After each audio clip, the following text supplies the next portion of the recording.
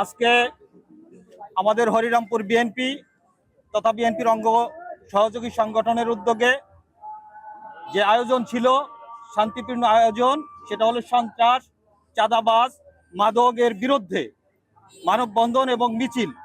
আমাদের সেই শান্তিপ্রিয় মিছিলে কতিপয় কিছু সন্ত্রাসী, চাঁদাবাজ, সেটা শাহিন মোল্লা এবং হান্নান মির্জার ছত্রছায়ায় যারা এগুলো করে, সে আমাদের মিছিলে ককটেল বিস্ফোরণ এবং গুলি করেন। আমাদের শাহিন মির্জার পরিচয়, সে হরিরামপুর থানা যুব দলের সদস্য। শাহিন মোল্লা হরিরামপুর থানা যুব দলের সদস্য সচিব হিসেবে দাবি করেন। তো আদৌ তার সেই সদস্য সচিব আছে কিনা সেটাও আমাদের সন্দেহ। তবে তিনি এই সকল কর্মকাণ্ডের মদত দেন এবং এই চাঁদাবাজের সাথে তিনি যুক্ত। আমরা সেই শান্তিপ্রিয় হরিরামপুরে বাংলাদেশের যে বর্তমান প্রধানমন্ত্রী, তার নির্দেশে যে বাংলাদেশে কোনো চাঁদাবাজ, সন্ত্রাস, মাদক থাকবে না, সেই শান্তিপ্রিয় মিছিলে তারা আমাদেরকে বিঘ্ন সৃষ্টি করে, বোমা ককটেল বিস্ফোরণ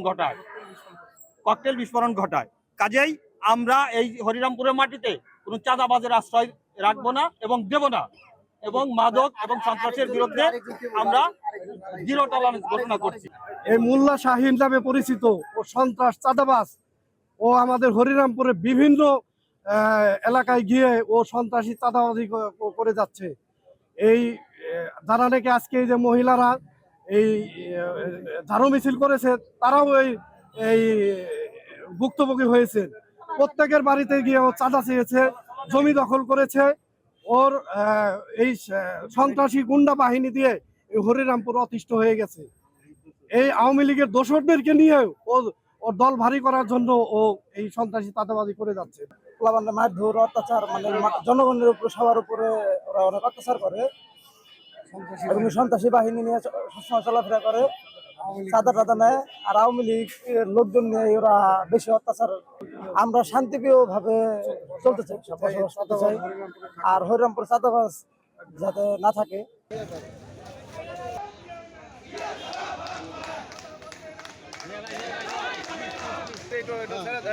আমরা কইলাম তো পিছনে যাই সবাই।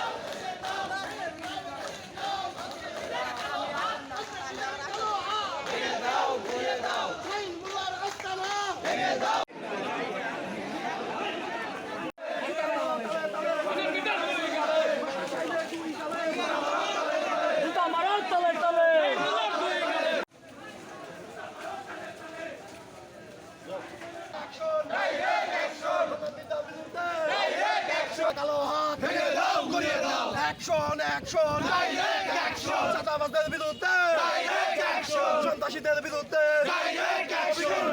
কালো হাত, হান্নান মির্জার কালো হাত, সন্ত্রাসীদের কালো হাত।